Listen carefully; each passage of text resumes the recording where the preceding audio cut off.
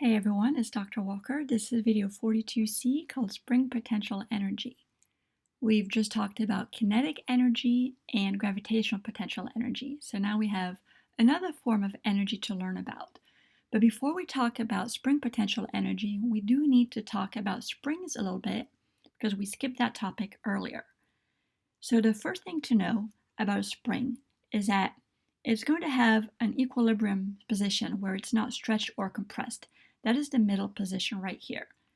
And we usually call that x equals 0 point. So when the spring is stretched by a certain amount, let's say a certain amount x, then we know from experience that it's going to experience a force in the opposite direction. If you stretch it to the left, it's going to experience, if you stretch it to the right, it's going to experience a force to the left. Likewise, if you take your spring down here and you compress it to the left, then the force is going to be to the right. This is called the spring force, and it's given by Hooke's law, which says that the force by the spring is equal to negative kx. So the k is the spring constant, which measures the stiffness of the spring. So if you have a very stiff spring, it's going to exert more force on the object. And then x is that position of the block with respect to the equilibrium position. So it's basically the displacement of the block from that position where the spring is relaxed, right? This is the equilibrium position, which is where it's relaxed. It's also called the relaxed state of the spring. So the thing about Hooke's law and this spring force, it's also called a restoring force because it's always directed opposite to the displacement from equilibrium, and it's pointing towards that equilibrium position. So now that we know about Hooke's law, now let's take a look, follow the same approach that we did for kinetic energy and gravitational potential energy, and let's look at the work done by a spring. And that will give us some information about the spring potential energy. So let's say that we have a spring that is moving from an initial position of the relaxed state to a final position. What is the work done by the spring? So the thing about the spring force, this is the first time that we are dealing with a variable force, right? The force depends on the displacement from equilibrium. So the force is not constant. If you remember when in video 38C, when we talked about the work done by a variable force, we said we talk about springs. So this is the time. We have a force that is not constant. To find the work done by a force that is not constant, do you remember what you have to do? You have to integrate. So we're going to finally get some practice with this. Integrate the spring force dot dr here. So let's fill in the blanks here. In this example, we're going from x initial to x final, wherever, and it could be 0 to x max. It can be any position. We're just going to get a general expression here. So we're going to integrate from x initial to x final. The spring force is going to be in the negative x direction if we do follow this picture. So negative kx in the I direction. And then we are moving along the x direction. So dr is only along the x direction, so we can call it dx. And it is in the I direction. So we can imagine that we are moving to the right, but the force is to the left. So we're taking the dot product of these two. And we know that I dot I is 1, so we are essentially just multiplying. So we have the integral from x initial to x final of negative kx dx. And now we have to integrate. We can take the constant in the front, and we're going to get x squared over 2 from x initial to x final. So when we plug this in, we're going to get negative k x final squared over 2 minus a negative, so plus kx initial squared over 2.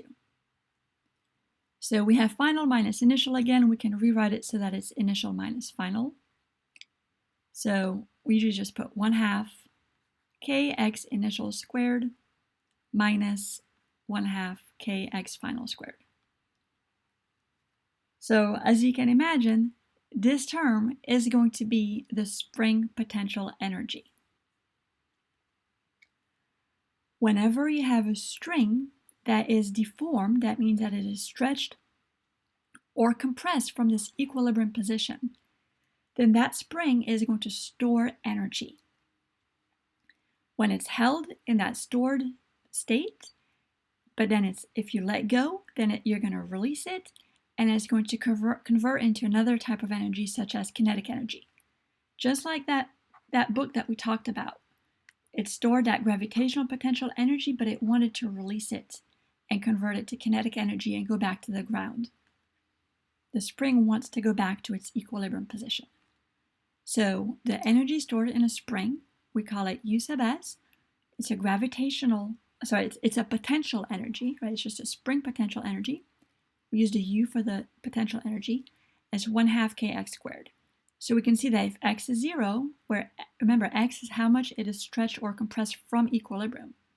If it's relaxed, then it doesn't store any energy. It's only when it's stretched or compressed. So it is in joules, and it is a scalar. And let's take a look at this question here. What is the work done by the spring as the block moves from x initial is negative x max to x final equals 0? So an x max position, right, that is just the maximum position of the spring. When it oscillates back and forth, it can only go up to a certain maximum position. So we just learned that the work done by a spring is equal, if we go back to it, since we call this US, we can actually go back here and say it's equal to the negative change in the spring potential energy of the system. So we're seeing that the work done by the spring is very, very similar to the work done by gravity, right? It reduces the potential energy. So let's go ahead and write it down. It was the initial potential energy minus the final.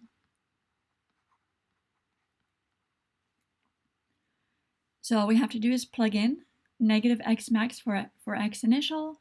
The negative will cancel out from being squared. So 1/2 kx max squared. And then x final is 0. So we have 1/2 kx squared max is the work done by the spring. Now this was just a plug and chug, but I did want to show you a graph. All right, this graph is a graph of force versus distance, or position from the equilibrium. And the line is F equals negative kx, which is the spring force. And that's what's doing the work right now, right? The spring force is what is changing the energy. So we learned when we did work done by variable force that the work done was the area under the curve. So this graph shows that if you're starting from this, if you're looking from negative x max here, and you go to 0, and you find the area under the curve, then 1/2 base times height, 1/2 times x max is the base, and the height is kx max, right? That's the height because the force is kx, right? So it's kx max. And you get the 1/2 kx max squared by finding the area under the curve. So I thought that was pretty neat to see that. Let's finish up this just like we did for the work kinetic energy theorem and the gravitational potential energy. What if we do have an applied force? Then how much work does it do in stretching or compressing the spring? Let's assume, just like we did with gravity, that the applied force is moving slowly, just enough to balance the spring force, so there's no extra acceleration. We're moving at a constant speed. And the applied force is equal in magnitude to the spring force. So let's look at the work required to stretch or compress the spring by this applied force.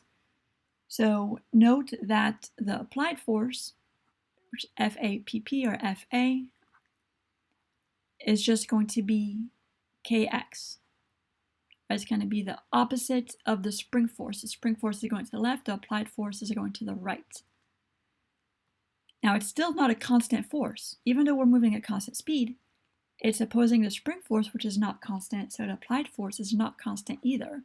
So the work done by this applied force, we have to integrate.